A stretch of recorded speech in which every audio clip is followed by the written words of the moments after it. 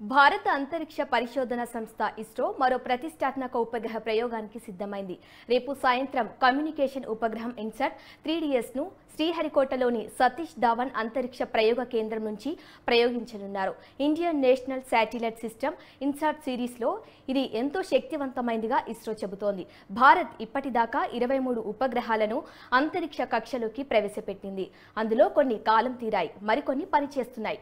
ప్రస్తుతం INSAT 3D, INSAT 3DR ఉపగ్రహాలకు కొనసాగింపుగా INSAT 3DS ఉపగ్రహాన్ని రూపొందించారు.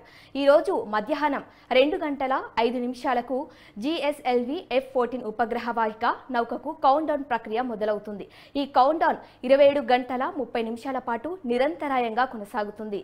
రేపు సాయంత్రం 5:30 GSLV F-14 ఉపగ్రహవాహక నౌక 2275 కిలోల బరువు ఉన్న ఈ ఉపగ్రహాన్ని మోసుకొని నింగిలోకి దూసుకెళ్లనుంది. ప్రయోగం అనంతరం ఇన్సాట్ 3DS ఉపగ్రహాన్ని భూమికి 36,000 కిలోమీటర్ల ఎత్తులోని భూస్థిర కక్షలో ప్రవేశపెట్టాలా ఇస్రో శాస్త్రవేత్తలు ఈ ప్రయోగాన్ని డిజైన్ చేశారు.